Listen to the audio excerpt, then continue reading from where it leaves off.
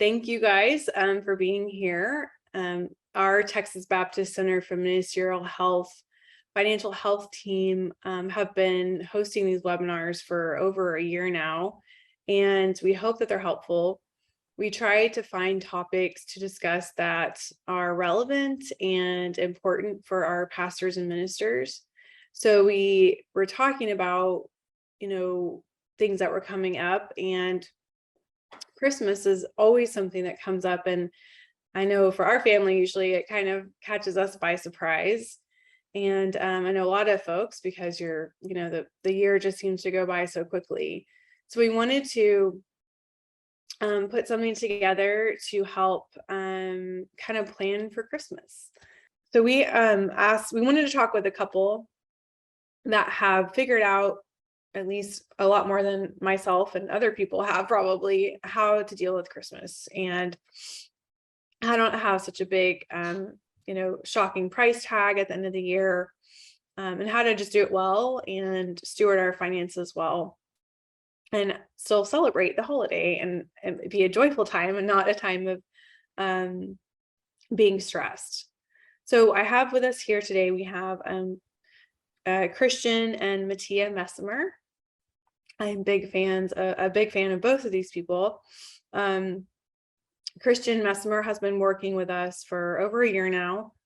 He's a certified financial planner and founder of the Scholarship Shepherd. So his heart is to work with pastors and ministers and to help them, just be in a better place financially.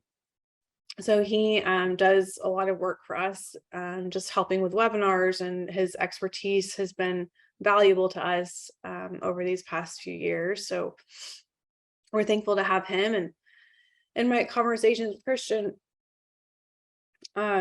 he has told me a little bit about his family and how they handle Christmas. And I was kind of really intrigued by it and wanted to share it, or ask if he was willing to share it, and Matia were willing to share how they handle it with other people, so we can hopefully, just share some tips and advice on how to get through Christmas and to still feel like you're giving presents and just doing it within your budget in a way that doesn't cause harm financially at the end of the day. So I should introduce Matia is a director of employee experience for the city of Coppell. She has spent her entire 18 years in human resources. They have 2 kiddos and they live in North Richland Hills. So I'm going to kick it off to you guys. So again, just Christmas is going to be here before we know it. And that means more spending on gifts in December, on holiday meals, etc., things like that. And planning for those extra expenses is really important. And you and Matia have had numerous conversations and come up with some hard and fast rules that you follow to keep the spending under control around Christmas. Before you share with us how your family manages holiday expenses, tell us about what led you to have these conversations in the first place. Well, I mean, I guess I'll start. You said that we've kind of. I want everyone to know that we haven't mastered this. This is still something that is an ongoing discussion. So that I would start. I'd want to start with. And then I guess as you kind of lead in, like, how did this whole thing get started? And it really came out of necessity, I think, is what we would say. Both of our families are huge on the gift giving side. Like, they enjoy gift giving. They express themselves through gifts. They feel loved when they receive gifts. And that was great when we were both working full time and we had great careers. But then we got called to ministry and we left those careers and we came down here to Texas and we took like a 70% pay cut. And we had to, as we were adjusting, we not only had to relearn how we were going to do life, but we also had to realize that if we were here for longer than the 3-year MDiv, you know me, I spent forever in the PhD too, that we would have to change our way of life dramatically. And you couldn't really delay. So, I'm sure that if you've got pastors that are out there that are interested in what's going on, I mean, I'd say that we're in the same spot that a lot of pastors are, a lot of people when it comes to Christmas time. There is not enough money at the end of the month. And to that, you're juggling with expenses that are out there, and you want to show and demonstrate your love to other people, right? Because that's how they demonstrate their love to you. You want to reciprocate. But we just really got to a point where we realized it was to our detriment to go that direction. So we had to just, as difficult as it was, hit a huge reset. So, and I'll let you kind of jump in. Yeah, that's really what led us to even having the conversation, because traditions on both sides of our families, they look different, but they included gifts, substantial amounts of gifts from grandparents and parents and siblings. And I come from a big family of 5 kids, and it was just something that could not be sustained. So when we made the transition to seminary life and realized that that would potentially be like a long-term situation, we knew we had to start talking about what were we going to do about Christmas to preserve the holiday itself, the celebration of it, the meaning of it, but to also honor our traditions, honor our family, and then figure out somehow to balance all of what needed to be spent. And then the conversation quickly went from how do we balance it to how do we eliminate spending. So yeah, I would echo Christian's sharing with you that ours was birthed out of necessity. All right. Well, yes, that'll definitely push you to make some changes, right? And so, discussions about money are really hard for couples. I know with me and my husband, sometimes it goes well, and sometimes it's like, it takes a couple of conversations. But how do you have these discussions and make sure that, each person's perspective is heard? Do you have any tips? Because finances are such a hot issue, or such a difficult issue in many marriages.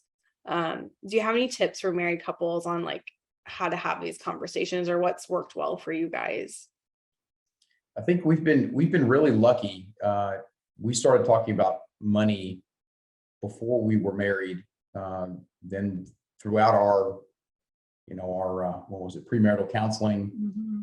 And then of course, I'm a financial planner by background. So that was kind of key. But, when I sit down and I'm doing counseling with either on the premarital side or individuals who kind of stumble across me, and, so with some of our pastors, I think the first thing that I would suggest is that you actually have to have the conversation. I think you'd be really surprised the amount of people with whom you would speak, and they haven't had the conversation with their wife. They haven't had the conversation with their husband. They might have talked to their friends about it. They might have talked to God about it. They might have talked to themselves about it, but they haven't had the conversation with their spouse. And nothing is going to be accomplished until you actually start the conversation, right? And then you've got to get in it. I mean, that's gonna be the piece. I mean, you've got to open the door and kind of start the conversation, and then you've got to continue the conversation until there's a resolution. I think that would be another suggestion. So have the conversation, and then you can't stop just because nobody's getting their way, or it's uncomfortable, or it's a pain, or it's creating stress. People tend to want to avoid all of those things at all costs. So that's why they're not having the conversation. That's why they're not talking about money. And a lot of the times, this is why they're in this situation, because each person is almost living almost an independent financial life. So I think that just starting to have those conversations is key, and then start small. I don't think that you want to start coming in and say, I mean, if Matia had come to say, hey, we need to completely like destroy our Christmas budget and never give gifts to anybody again. That would have been a very difficult conversation. However, you know, I was looking at the money and I'm trying to figure out how we pay for rent and electric and balance this. And she comes to me and she says, I think we need to rethink how much we're spending, because what would happen is we would get a little bit ahead, then we'd get behind, right? And it's so easy. And, you know, when my parents were our age with kids, they didn't, you know, credit cards weren't out there. You know, they were very, very rare. Basically everything was cash, or, you know, they had layaway back then. I mean, now if I want it, I don't have to delay gratification. I can just swipe my card and pay for it later. But I think that's something that's come up maybe the last 10 or 15 years that has made Christmas more difficult. And we're just so easy and so primed and so trained now to just swipe the card. We don't have to have these conversations because we'll just pay it later, right? So I guess that's how I would start, is have the conversation, start small, and then take it all the way to completion. You can't stop as you're going through and having these conversations.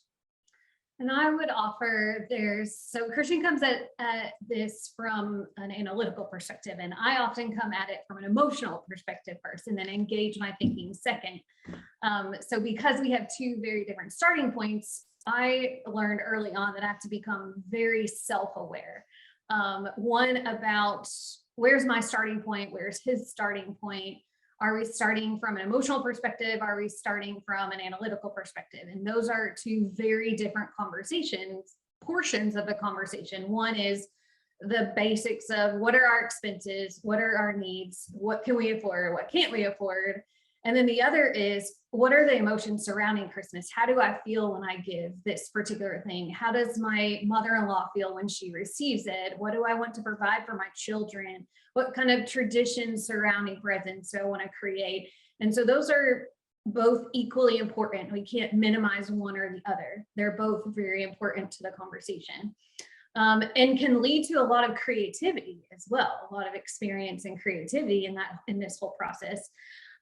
So I would offer that in addition to that starting point, you have to be really self-aware about triggers. What triggers certain responses or thought processes or behaviors out of each of us?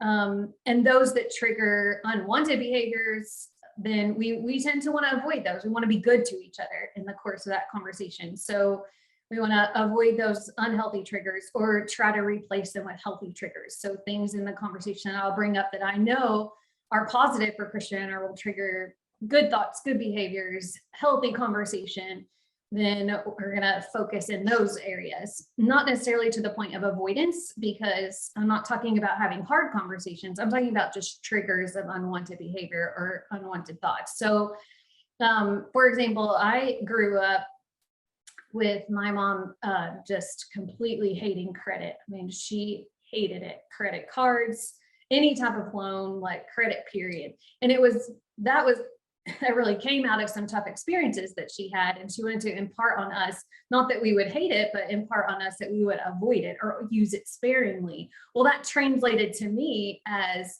no credit at all, ever. Well, that's not necessarily what was needed either. So some of those things I had to become pretty self-aware about, overcome some of them, apply some thinking to the emotion, and then re-engage the conversation with Christian. So when he says, see the conversation through to completion, that's because early on, I would put a big fat pause on almost every financial conversation surrounding Christmas and have to reset myself and then come back to the conversation with a reasonableness that didn't exist at the beginning of it. So I would offer that as a tip in the course of conversation, is be self-aware and then bring that self-awareness that generates some emotional maturity into the conversation surrounding Christmas, gifts, budget. And I think, you know, another piece is it's okay to disagree. I think what you have to do is you have to be able to land the plane somewhere. So like I have to concede that 100% of what I'm looking for is not going to be, it's not going to be part of the deal. Because if I do that, then she doesn't get any voice, right? And it's the same way. So we've got to find that middle ground to where our relationship is still safe and healthy and happy, and our pocketbook is still safe and healthy and happy. And if those two things go on, because so much of, if you do a lot of kind of marriage counseling, a lot of marriage counseling is dealing in the financial arena with either old wounds, issues. I mean, there's a lot that comes with it. So, we try to protect in that regard. So that's another big thing is I want to make sure that her perspective is seen in what it is that we do. My perspective is seen in what it is that we do. We can come to consensus, and that's okay. Like, I don't have to get, this isn't a zero-sum game where I win, she loses, right? We can both win and still not get everything we want.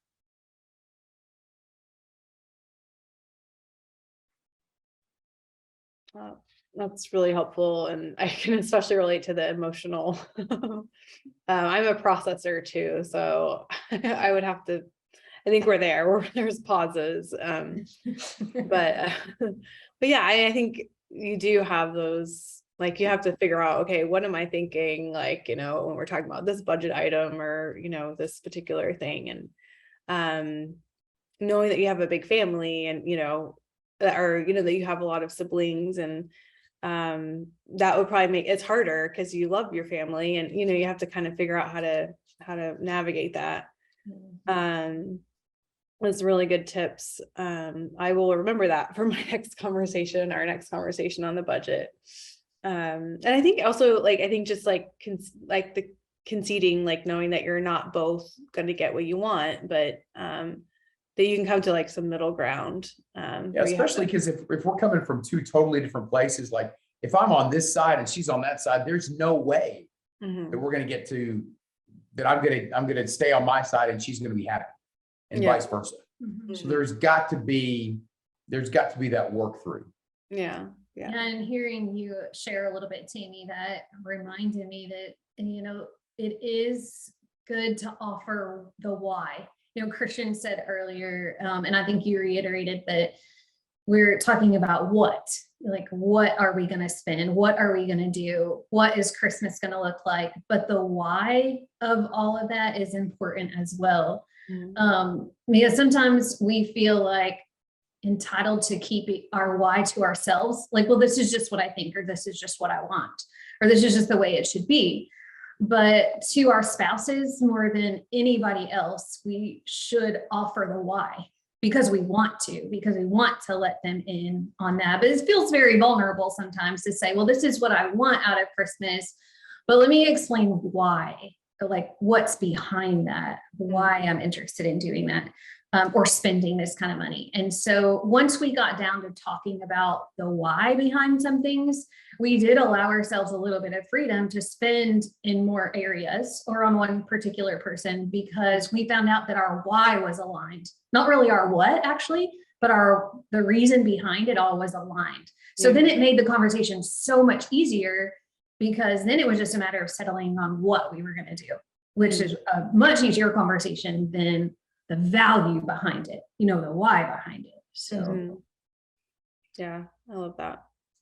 And I know, so we have this conversation about, just budget monthly for gifts, because there's birthdays every month, and when you have a large family, there's so it's like, well, how much do we budget for gifts every month? So we understand that that's a challenge when you have a big family. So now tell us how this is really an exciting part for me. Tell us how you all manage your Christmas spending, or what you all have kind of agreed upon at this point in time. I know it's probably may change at some point, but what are you doing like this year, or what have you been doing recently? Well, I mean, the nice thing is that once we finally made it through the gauntlet of getting everybody acclimated, and I guess maybe we need to walk you through that as well, but we had to get my side of the family on board. We had to get her side of the family on board. Like, there were lots of hurdles and now it's kind of like autopilot, which is nice, because, to the vast majority of the family, they have come to accept that we're not changing the way that we do what it is that we do, regardless of what they might do. So, I guess maybe we'll start there. Yeah. And Yeah. that What kind is of that? What leads was us that into- conversation, or what were those conversations like? Because, we imagine like I really probably most people need to have these conversations because where you think like, well, how do our brother and sister, how do they afford presents? We're not that much different from most average families, so we're just thinking, well, how do people do this? Well, I mean, based on the studies that have been done every year, they're using credit. So I'd say about 70 to 80% of what people purchase is on credit. And the majority of that isn't even paid off until like October of next year, which then becomes, it starts the cycle again. So I think that's where we are. I mean, when we first started, it was about what was the budget? And, the budget early on could get busted really easy. It just was. So, you start with the budget, and then after that, you had to build in the hierarchy. In other words, like the budget only goes so far. One option is we've got 20 people, we've got $300, everybody gets, X dollars, that's it. And then everybody's equal, right? But that's not how it works, right? Like we would want our kids to receive priority over, my nieces and nephews or my mom and dad or whatever. So, that would be kind of the next question that we had. So what we started to do is we tried to figure out, okay, what are the absolute necessary costs that we've got for external for the family? And then, I'll toss this to Matia because she came up with some great ways to work with her sisters and then her mom and dad, and then basically trying to take the idea of a large family that's used to giving gifts and really kind of condense it all at a time. Interestingly enough, like there's an age gap between Matia and her sisters. Her and her sister Katie are very close in age, and then there's a big jump down. So, as we were going through this, the other sisters were still pretty young, and now that they're older and they have kids and they're dealing with the same stuff that we're doing, I think they're very happy that we have made this change. Yeah, they're definitely benefiting from our paving of the way. We're both the oldest of our families, so our siblings are enjoying that. But basically, from a big picture perspective, and Christian can get into the details, we had to, on my side, I have my mom and my stepdad, and I have 4 sisters in that family. And then I have my dad and my brother in a different family unit. And so that makes for a lot of people. And I was raised primarily with my sisters. So there's 5 of us girls, and we loved our presents, and we were spoiled by both sets of grandparents, by our parents. They are not exempt from any other particular, typical like middle-class family where they overspent and went into debt and spoiled us rotten. And so Christian's right, when we first got married, and then when we made this transition earlier in our marriage, I have a sister who's 19 months younger than me. So we were kind of going through things together. And then I have sisters that are 9 and 10 years younger than me. And then a sister who's nearly 16 years younger than me. So they were still small and young, and experiencing Christmas in a different way than we were as adults. So that was something that we had to navigate as well. And so I'll tell you over time, and then go back to kind of the process chronologically, but over time, the thing that has impacted our budget and our Christmas discussions and plans the most have been seasons of life, not just our own seasons of life, meaning being young, married, shifting our financial position substantially, starting to have our own children, also having nieces and nephews, and then having my sisters grow and in their different seasons of life. So it's really been seasons of life that have impacted our adjustments to our Christmas plan. But overall, the core of it has remained the same over the course of the last really 13, 14 years. And so what I had to do first was be pretty honest with my parents first about this was the financial position that we were in previously. This is the financial position we're in now. And in my family, we did not talk about what we earned. We did not talk about money. You just did what you needed to do and you move forward. and make it work, so just avoid conflict. Well, so just simply telling them that we're not in the same financial position anymore, but that the Christmas traditions that they had started with me were very meaningful to me and to my new family, with Christian. And so I just named off some of those things with my parents that I really appreciated about what they did for us growing up, and to carry on and honor, even if that honoring looked a little bit different, or our tradition looked a little bit different. And then there were other things that my mom is actually always really encouraging of incorporating Christian traditions into our family life. So that was helpful that she early on was already encouraging of that. So I went back to that, told her I appreciate that, and said, and things are going to look a little bit different because we're incorporating some of Christian's experiences, and we're going to blending this together in our new little family, but that it was going to look pretty different. And I didn't want to disappoint them. And I especially didn't want to disappoint my sisters, because they mean a great deal to me. And especially before, I had my own children, I really could spend and did spend a lot of time and attention and effort on them. And so I asked my mom for input, because she's my mom, and she's the mother of these young children and my sisters, and said, how can I bring this joy to them and experience like giving them something, but not ruin us financially, or create so much guilt or problem that we couldn't move forward or function well.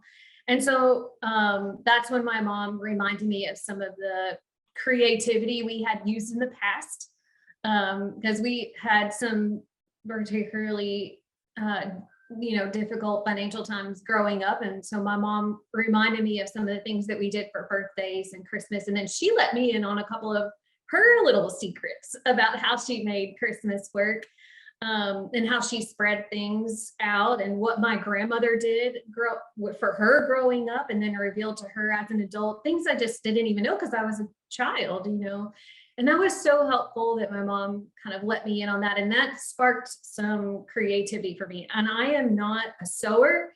I'm not a crafter.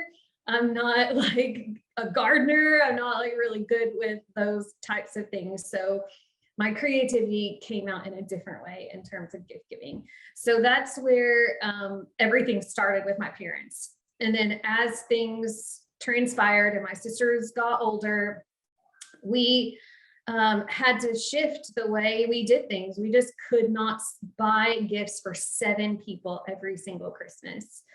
And so that's when we introduced the concept of drawing names with my family, with the siblings, with the girls. And so that's when we said, hey, let's go down to one meaningful gift with a gift limit, and let's.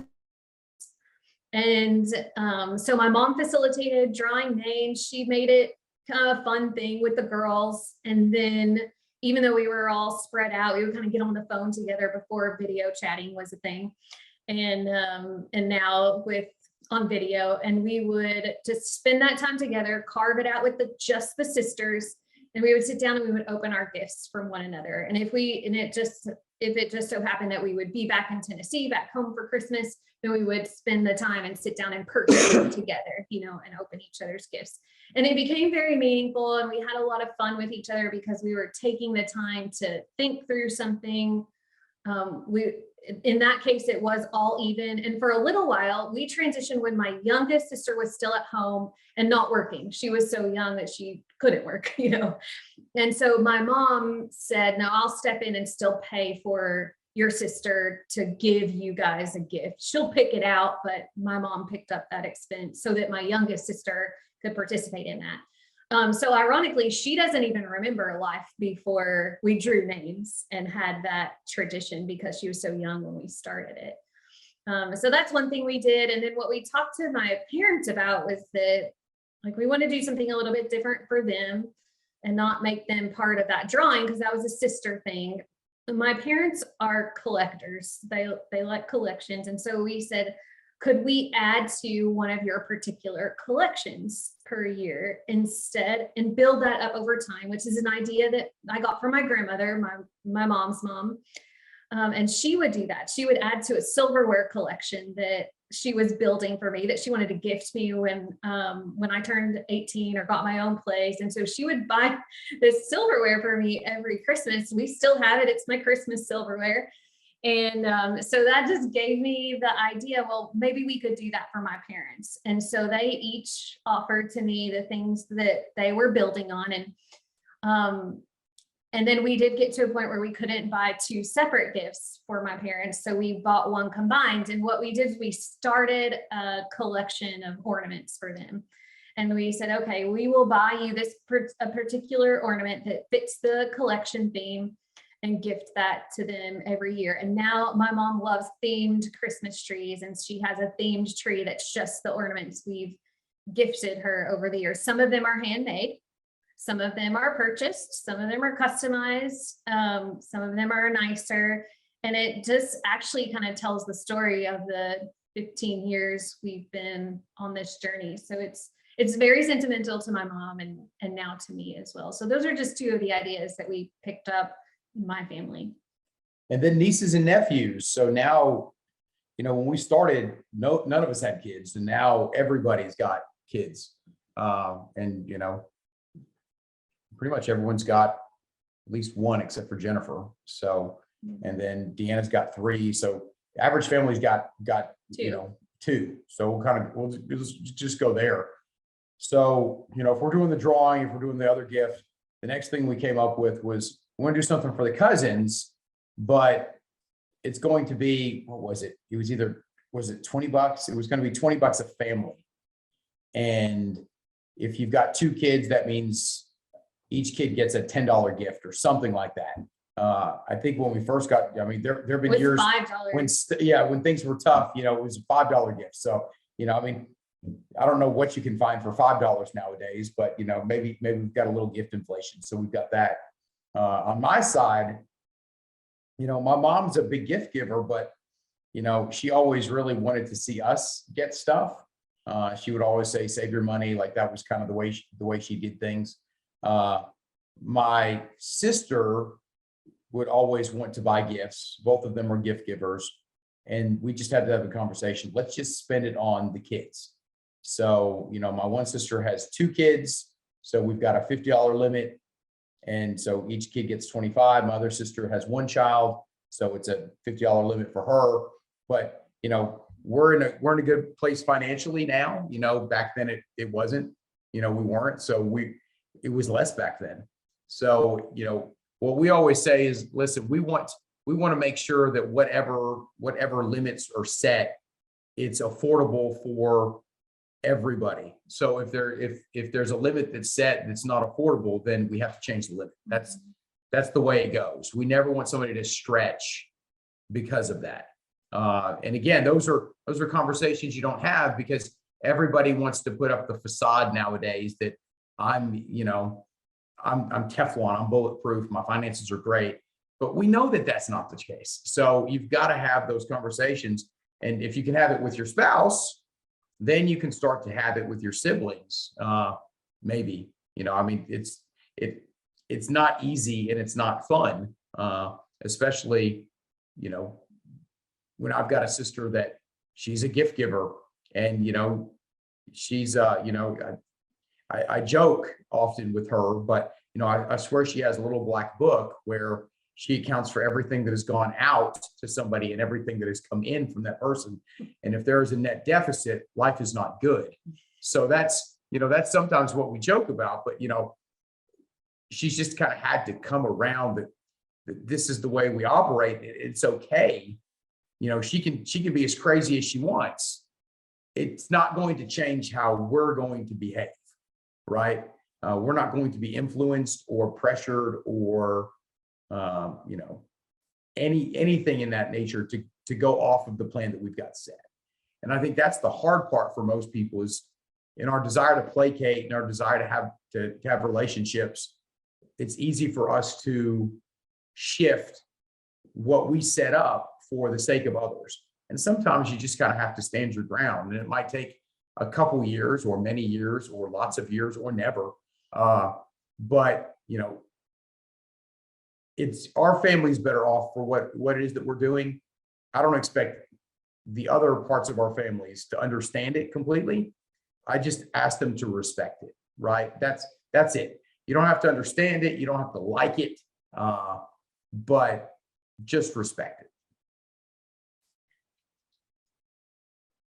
Yeah, so that kind of gives you an idea of the process we took and the conversations we had and some of the ideas that were generated. You know, I would offer that even one of the neat things that came out of it is that with one of my sisters, when she was making a transition into adulthood and finding her way and getting her first job, it gave her the freedom to say, hey, I can't do the Christmas budget, even the one gift, I can't do it this year. And so we said, okay, then none of us will. We'll just make it, or we'll just send cards, or we'll just do, I think what we ended up doing was a compliment card, or scripture or something. It was a compliment card. I think that's what we did that year. And so it was so nice because then we heard from another sister who basically said, okay, well, I really was not in a position, and that was really helpful that we had that relief that particular year. And, you know, we'll just pick it back up when we all can. So it's usually the case that when, you know, one conversation is had, it kind of paves the way for some others if there's need, you know, to shift budgets around later. But it never took away from the joy of Christmas, you know, or of giving in that particular way. So that was nice that it protected that in particular, you know. So the other thing that we ended up facing, I would say probably the hardest thing for me during all of this was that my mother-in-law is, like Christian said, a gift giver. And she is a fantastic gift giver. Like you feel like she knows you better than you know yourself because of the way that she selects the gifts and presents it to you. And it's very personal. It's generally really meaningful. Even if it's clothes, somehow it's meaningful. She's just really got a gift for that. She's talent. Well, what it is, her love language is gift giving. So she also feels very loved when she receives gifts, which is very common for us. We often feel loved in the way we express love, or vice versa. And so I struggled the hardest with that transition with her because I didn't want her to feel unloved by us, you know, because we love her dearly. We appreciate her so much. And she's extremely generous by nature. She will give you the clothes off of her back. That expression is true. She will literally hand them to you. I watched her do it in an emergency room. So that one was more difficult because we had to go and say, well, we can't afford to buy you the type of gift we would want to give you. And so I basically ended up having to sit down and talk to her myself, not through Christian, but me saying, I love you this much and I appreciate you this much. And if I could give you the world, I would, but we can't. So I'm going to make them meaningful. And, you know, wanted to make sure that she knew how much we appreciated her and how much we wanted to celebrate Christmas with her and experience that joy with her. And so honestly, I've had to have that conversation with her for my own sake, probably 4 times now. And she's like, Matia, I know you don't have to tell me, I get it. But I think that's just one in me that I needed to continue to express to her. And then I just found ways to give her just because gifts, or make her something, or write her a note. And she never stopped giving, big, small, whatever. Through this whole process, she has continued to give. Even when she lost her husband, when my father-in-law passed away and didn't really know, you know, a Christian was navigating her financial situation. She's fine, but she still wanted to give, even through all of that uncertainty, because she wanted to tell us how much she loves us. So those have been, I would say that's the biggest challenges for those folks in our family who are just natural gift givers. So where Christian's sister, my sister-in-law, is more of a reciprocal gift giver. So reciprocation is really important. My mother-in-law is not like that. So we just had to navigate that in particular. Whereas my family, their words of affirmation, acts of service, like Bill showered tons of physical touch, like tons of hugs and kisses and lots of love. No surprise there was 6 girls in the family. So we just navigate Christmas differently, and the conversations that ensued ended up looking so different from one another. Yeah, but with mom, I think the thing that Matia says, she's not a crafty, but she got into scrapbooking about the time, right before we had kids, and then their early ages. So she would do scrapbooks for my mom. And, basically throughout the year, she would make a scrapbook as the kids were getting bigger. So, because mom and dad, they were in Tennessee. So at the end of the year, they'd get their scrapbook, and it would be basically January through November of how big the kids have gotten, which was kind of fun. And, over time, we kind of changed that a bit. Now we do, the stuff on, what's the website that we use? It's one of those web, yeah. Shutterfly, or we do digital scrapbook now, basically. But yeah, in the early days, it was print out the pictures and glue sticks and like, but I mean, my mom still has them. They're still on her, underneath her tables. Like she's got the, and it's funny because you'll look and it's the paper one, digital, and then it's like years of digital. But I mean, that's just, and now every year, regardless of what we get her, she has to get a scrapbook. Yes. Because that's just what it is, right? Yeah. So that's become a fun tradition. But we've added to it recently. I mean, we got into baking. My wife has all these cookie recipes from her grandmother, and she got maybe 5 years ago, started these cookies, and hindsight 2020, it probably would have been cheaper to just give people gifts. By the time you buy the stuff, spend the time, and then now the shipping, it's crazy. But luckily we're in a better capacity for that. But man, it was so well received. It was like, I haven't had that cookie in 25 years, and it was very well received. Now it's like, okay, when are my cookies getting here? Like so we've kind of expanded the circle now that financially we're able to. And we're trying to do, we love to have people over now. That's something that we do. We started it in seminary because interestingly enough, even then we didn't have much, but we had a lot more than others. So we would have people over for Christmas Eve dinner, for Christmas Day dinner. So, that's something that we still do. The food's gotten a lot better. Early on, it was lots of pasta and sauce because that's just our tradition. But I don't know how many Korean students we had over throughout, because they don't get to go home, right? Like they're stuck on campus all year long. So I don't know how many Korean students over our time at seminary we welcomed into our home for our time, and as we're chewing down on bulgogi, and because in the Korean culture, they have to bring their food, right? So it's a reciprocal kind of honoring nature. So they're eating everything we prepared, and we're eating everything they prepared. It's kind of like a giant potluck.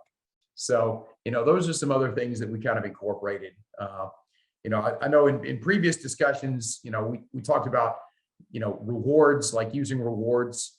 We've got a cashback card that we use for everything. So we save that up, and then, we can buy clothes or whatever. With that type of stuff. And then, I'm trying to think kind of. Yeah, we over the years have done coupons, we've done reward systems, we have used gift cards, and so we have. Oh, when we say coupons, we actually mean like making a coupon book. Yes. So we've made coupon books for people, like, this entitles you to this or this or this. And, you can make it as fun or as wacky as you want. But, it's like, hey, mom and dad, come down here and, you'll have a mother-son date. So, that type of stuff. And she can use the mother-son date coupon. But it allows us to space it out a little bit, the financial burden as well, too. So. And what about your kids? Because how has this I guess, well, actually, that was one question I had. And then I wanted to point out just the sentimentality and the conversations, because I feel like me and my husband try to get away with just living within our budget, and we end up looking like just really stingy or miserly or whatever. So I think having those conversations is really important, because then it kind of opens the air, airs out like what's going on. And so that way people aren't thinking you're not doing your part, or you didn't give the same equivalent amount of gifts as other people. So I think that's really great, the conversation piece. It's just hard. I know my husband and I have talked about it, but it's encouraging to know that you all have had these conversations. They've been positive. Positive, not fun all the time, but positive. Right. I mean, yeah. I think the reason it's so difficult is because we're all prideful by human nature, right? And pride existed in the garden. Like, that's how we all start, right? That's the issue, so pride's kind of the if we kind of trace the issues that we have in life, normally it's attached to some degree to pride, right? And kind of wanting to do our own thing. So the difficulty is putting that aside so that you can have those conversations, because they're not easy. And I mean, nobody wants to say, oh, I really can't afford. Well, you can't afford a $25 gift, or you can't afford a $50 gift. Well, I can. I just can't do it like 8 times, right? I mean, that's the problem. Is like when you want one gift is one thing, 10 or 12, or that. I mean, it has a compounding effect, and if people don't get the totality of what's going on, life can be difficult. And that's the important prioritization. I think, Tammy, you were about to ask about our children and this impact on our children, but that's where Christian started out this conversation, was saying that we had to prioritize and then kind of express those priorities. Well, when our kids came along, our kids became the priority for Christmas purchases and will remain the priority, our family unit. So we agreed between the two of us that we're not going to purchase gifts for one another. And I know that probably, there was shock and awe when people watch this, but I mean, that's just something that we don't need, never or want. No. Yeah.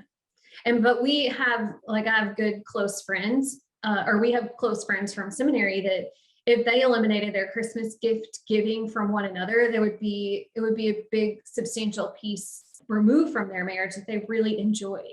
And so, and we love them dearly. They're our travel buddies and good friends. And so we honor that they exchange gifts with one another, and that's important to them, but we all had to talk about that and kind of go through it. But anyway, I didn't mean to distract you or distract from the conversation, about the next question you were going to ask.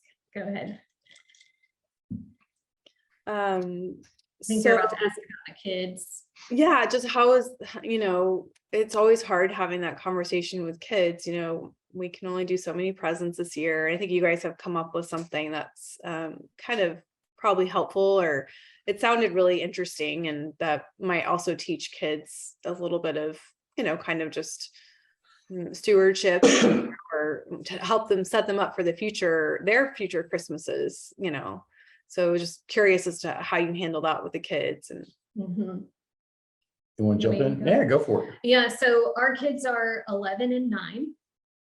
And we've been doing this kind of practice for Christmases before they were born. So that helped in one sense, but it challenged us in another. It challenged us to reinforce and kind of double down on our practice, because it was so tempting to explode, and just let it run wild. And so we had to regroup again and, and just kind of reinforce and help each other to stay true to that. And we still do now, because we'll see things that are so fun for our kids. But anyway, so what we kind of started with them is that what we spend on them, we'll spend on somebody else, and they're involved in that practice. So, we tell them our budget for Christmas, and they don't know what they're going to get. There's still a surprise element, but we have them select and spend on others. We typically try to pick out a child who's their age and their gender, somebody they can relate to, and help pick out a gift for. And oftentimes when we either go through our church, or we've done different things over the years, but oftentimes the children on their Christmas wish list are requesting basic needs like underwear, socks, winter coat. And then they'll have, like a one fun request, that's a toy or a game or something like that. And it's very humbling to our whole family to say, okay, we're gonna go and select a family to try to help, or a child to try to help from whatever organization. And our kids see that their Christmas list consists of all these wants, desires, because their basic needs are met. They have the clothing they need, the shoes they need, the undergarments they need. And we in turn get to talk about the level of gratitude that we have for the Lord providing to meet our needs in these particular ways. And that at one point in time, we needed help buying basics like undergarments, and rationed out our food, our meat, and had to make some choices about what we would spend our money on, prioritize it. And so it's good for our kids to be a part of that process and not to get into excess. That was what was important to me, is that I didn't want to get into all of this like excess. I don't know. But, I grew up also had a friend whose dad was a pastor, and he had 5 kids as well. And he was like, we get one gift, it's $20 and that's it. Well, we didn't want to go that far either. We were striking the balance somewhere in the middle. So we usually do some sort of clothing. And then we do, for my daughter, this is easy. We'll do a book. My son, he could care less about a book. And then a toy. And, depending on what we want to spend, maybe it's $100 or maybe it's $125 or whatever, but that's it. And then, grandparents send money and, they get, so, I mean, it's not like it's sparse, and on occasion, we do a family gift. Like last year, we saved and we got a PlayStation 5, we had never had a video game system for the kids. All their friends had it. I was able to kind of jump in and get it. And, we bought like super cheap, easy Lego games, that were like $10 for clearance on their website. So, sometimes we'll splurge, but by and large, it's, 125, maybe 150, but we just don't go much more than that. And we're trying to transition even more now towards experiences, to really spend time, whether it's daddy-daughter dates or my son who, wants time with his mom, to go play golf. Or, hey, this year we're talking about, my mom had COVID and we just took her home. But one of her bucket list things is to go to San Antonio. So we thought about grabbing her in mid-December. We're going to be up there for a wedding, and spending maybe Christmas Eve and waking up Christmas morning in San Antonio. Now, if we do that, there's not going to be anything under the tree, but that's going to be an experience that, we'll remember far longer than what they got when they were 9 years old, right? I mean, so I think we're starting to make that transition. And I think the kids by and large are, they're good with it. They understand it. It is kind of weird. It's like they come home and, I think this is every parent, is that they worry that when their kids go back to school, they come home and they think that they weren't loved because of what was under some other kid's tree, right? Because we all have those stories. Like, I got 2 video game systems, and a moped, and, they took me to Disney World. Like, that was their Christmas. Well, wow, that's great. That's just not going to happen, right? So I think that we've got to come to, and this is everybody, and I'm talking to myself, as much as I'm talking to anybody that's choosing to listen, but we've got to come to grips that we are not other people. And we can only deal and not compare. We can only compare ourselves to ourselves, not to the rest of the world. And when we start to hold ourselves up to other people, maybe on the financial realm, there's they excel what it is that we do for their kids. But, I don't see all the other stuff that goes on. Maybe it's a dad that's always at work, right? Or a marriage that's failing, or, what's the cost for for attaining some of that stuff. You know, and I don't see, you know, all the ways that our life might be better. I just see Disneyland or you know, whatever. So I think that's important. You know, it's the Facebook world, it's the social media world, it's the Instagram world. Like, we only see the best of what people are putting out there. And it's so easy for us to want to push to bring that into our own home. But literally all we're seeing is the very best of what's going on in the world. Yeah, and you know, very realistically, we have we have to have regular conversation with the kids, because even just this week, my daughter asked, well, can I put such and such, can I put technology, can I put technology items on my Christmas list? Like, well, you sure can, but that doesn't mean that you're going to receive that. You know, you can. And so my kids they still ask about Christmas lists. They still, you know, have a long list they're starting to learn more and more about the value of the dollar, of course. And then we did go through a round when they were younger of like the more number, like the higher number of presents, the better. Not equating at all to value, you know, like one big gift is as much as 10 little gifts, depending on cost. So we went through that round too with the kids, where we had to talk about, okay, more does not mean better. And, you know, sometimes less is more. And it's about, you know, sometimes what we select to give them, you know. So I think even one year we were doing experiences and we were spending like a total of $50. We did Fort Worth Zoo season passes, and they were so young. It's not like they're really opening something they're getting excited about. But later, throughout the rest of the year, we had a blast at the zoo, you know, and it was such a special treat. And we got to know the elephants, and we still talk about the elephants that were born during that season at the Fort Worth Zoo and keep up with them. So there's just, I mean, just really realistically, there's still those regular conversations that we have with the kids, or that they bring up, or that we have to navigate. Yeah, in order to stay true to, this is our commitment to what Christmas is going to look like. And in the end, you know, all of this, like, we're giving you a lot of information in a short period of time, but truly this was developed over multiple years. You know, it was layer on layer on layer of small things, reinforcing commitment, having more conversation, taking the opportunity in the moment. Like, sometimes not all of these are planned, like scripted, I'm going to go have this conversation. Some of them were just opportunities that presented themselves, that we took that opportunity to kind of reinforce our decision and stay unified on it. And we use each other as a support for that. Like, if I'm feeling weaker about it and kind of annoyed, then Christian's generally feeling a bit stronger and kind of reinforces our motivation, you know, and vice versa. But the biggest blessing that comes out of this, or one of them, is that we don't experience Christmas guilt. We enjoy the season of Christmas, all of it. And we don't feel guilty about what we're spending. We don't feel guilty about what we're receiving or what we're giving.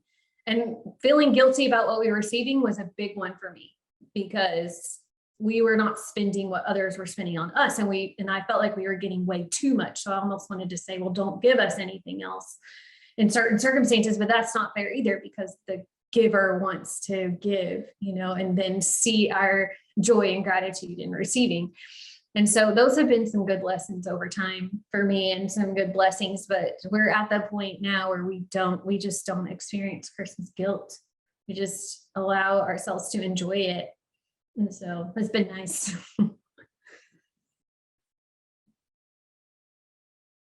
Yeah, that must be really nice to not have to feel bad after Christmas, or figure out, oh gosh, what are we going to do in January to make up for our extra expenses in December. And we were coming both from jobs where we would get a Christmas bonus. So like, it was easy for us to go ahead and do something, and then we could pay it off with the Christmas bonus. But once seminary started, like, that was a huge adjustment, because there was no bonus in January. There was only a tuition payment. So, you know, it just wasn't going to work. Yeah. You guys have really given some great tips and advice on how to have these financial conversations, which could probably be a webinar in and of itself. But also I think what you guys have presented will really help be conversation starters for couples, even just to step in and start talking about it. Say, hey, what do you think about what they're doing here, or and doing in this situation? How do you think these conversations might go with family? So I think it's been really helpful, just helping inspire and encourage couples to have these conversations, at least this Christmas, and start thinking about it. And then continuing to have those conversations obviously is important. And I think also just the idea of the sentimentality of it, and just the relationships that, and experiences that are coming out of it have just been really are encouraging to me, to go ahead and, try to start talking to family about it. And it's nice to know it doesn't have to happen all in one year. It might be small incremental changes, but I thought this has just been really helpful, and I can't thank you, Matia and Christian, enough for this.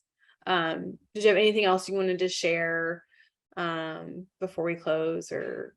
Yeah, I think, just again, it goes back to kind of what we said earlier. I mean, it's never too early to start. It's never too late to start, and to try to start to change the trajectory of what your Christmas looks like. Mhm. Right. So you might think, hey, my family's set in their ways. Well, guess what? Like, our family was set in their ways. And we have navigated that. And, the other thing, I would also say is that if you're feeling the pinch, most likely other people who are in your circle that all of this gift giving kind of navigates around are feeling the exact same way. But in our desire to keep the facade, we're not having those conversations. So sometimes you just need to be the person that starts the conversation. And I think that you'd be very surprised how many people will jump on board because they're feeling the exact same way. They just didn't know how to start it. So just have the confidence to start the conversation and see where it goes. Don't hold back out of fear, because I think you'll find a lot more people coming alongside of you than turning their back on you. Now, this has been just a huge blessing, and I'm excited to get this out to pastors and ministers, and just so they can hopefully start, just take what they can from it. And I know it'll bless them and their family, and hopefully their pocketbooks in December. Now, if you can only help us figure out how to split the family time during the holidays, that's the next one. That's part 2, right? Right. Especially like divorced parents, and 2 separate sets and 3 hours apart. Yeah, that's a whole other conversation. I think the direction we went on that was we got to a point where we didn't want to spend most of our life in a vehicle when they were young. So we paid the dues early, and then we said, listen, like, if you want to see us around the holidays, listen, the interstate works both ways. The airports work both ways. We got a place for you. Come on down here. But we're doing Christmas. We have to set up our tradition and our boundaries. And that's an entirely different conversation that could take quite a few hours as well. But I think it dovetails nicely. So maybe we'll do another one on setting parental boundaries for in 2023. Well, Tammy, thank you so much for being such a sweet and attentive audience listener for all of our stories. And I know we went a little bit of stream of consciousness, but it's fun sometimes to think back on where we started and then what's been built over time. And all credit to the Lord for what he's done in our hearts and given us strength to do within our families, And again, we've been married now for 18 years. So like, this isn't, so the first 3 were pre-seminary, and then starting, between 4 and 5 were seminary. So I mean, most of our life was spent not having money until recently. Yeah. Yeah, well, thank you both so much. Just huge thanks to you, and have a very Merry Christmas coming up here. Yeah. Before you know it, right? I see all Oh, the yeah, I will. I'm already planning. Oh, yeah. There you go. Yes. Well, hopefully we can have you back again sometime soon. I'm sure there's other topics we could cover, but thank you both again. Oh, Thank truly you, our pleasure. Tammy. Thanks for having us, Tammy. Have a good Thank one. you. You too.